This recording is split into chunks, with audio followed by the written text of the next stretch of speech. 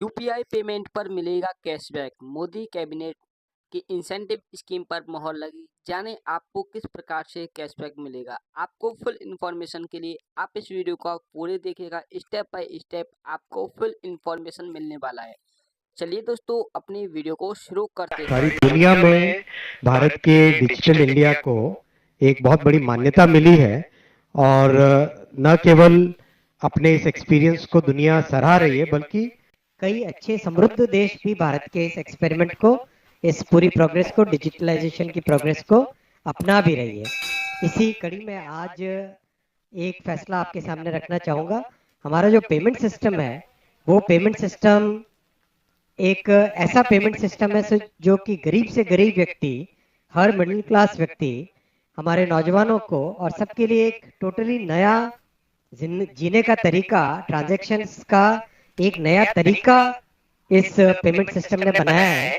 तो इसमें आपकी जानकारी के लिए एक बड़ा फैसला इसके आगे आएगा, लेकिन जानकारी के लिए आज 6 देश दुनिया में, 6 देश Singapore, France, UAE, Sri Lanka, Bhutan, Nepal और मॉरिशस, ये 6 देश यूपीआई को अपना चुके हैं। और आपको जानकारी है ही है कि जापान ने तो अपने यूपीआई को पैटेंट भी दिया है। एक जापानीज पैटेंट है यूपीआई के लिए। तो ये जो इतना बड़ा इसकी ग्रोथ हुई है पेमेंट सिस्टम की, 210 लाख करोड़, अपनी इकोनॉमी करीब 325 लाख करोड़ की है, 210 लाख करोड़ के पेमेंट्स यूपीआई से अभी हो रहे हैं। और एक सिग्निफिकेंट यूपीआई ट्रांजैक्शंस का नंबर तो अब पहले कुछ करोड़ में काउंट करते थे, फिर 100 करोड़ में काउंट करने लगे, अब 1000 और 10,000 करोड़ के नंबर्स में काउंट होने लगे हैं।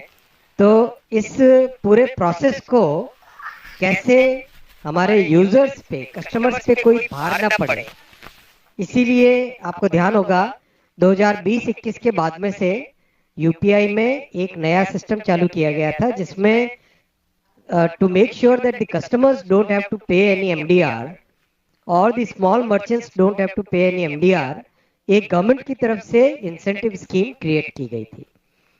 ये जो पूरा स्ट्रक्चर है, ये स्ट्रक्चर आप सब जानते ही होंगे। अगर हम किसी भी ट्रांजैक्शन को एनालाइज करें तो कस्टमर जो पेमेंट करता है वो पूरा उसका फ्लो इस तरह से होता है।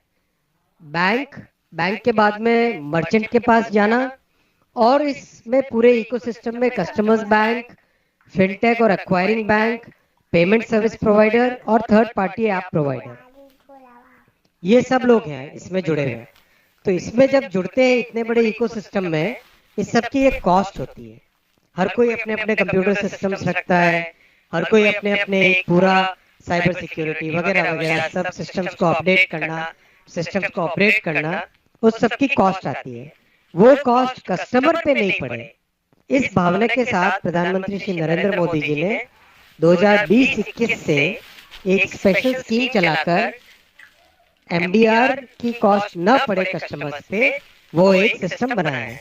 उस सिस्टम के चलते इकोसिस्टम के जो पार्टनर्स हैं उन सब की कॉस्ट को मिनिमाइज करना, फिर एफिशिएंसी मेंटेन करना, उसके लिए एक स्कीम बनाई है। और ये स्कीम आज आगामी वर्ष के लिए भी, अप्रैल टू मार्च FY 25-26 के लिए भी ये स्कीम अप्रूव हुई। 1500 करोड़ रुपीस की ये स्कीम है। And as per this scheme, for all transactions which are person to merchant, जो स्मॉल मर्चेंट्स के पेमेंट्स होंगे अप टू 2000 रुपीज, उसमें कोई ट्रांजैक्शन की कॉस्ट नहीं लगेगी और उनको इंसेंटिव दिया जाएगा।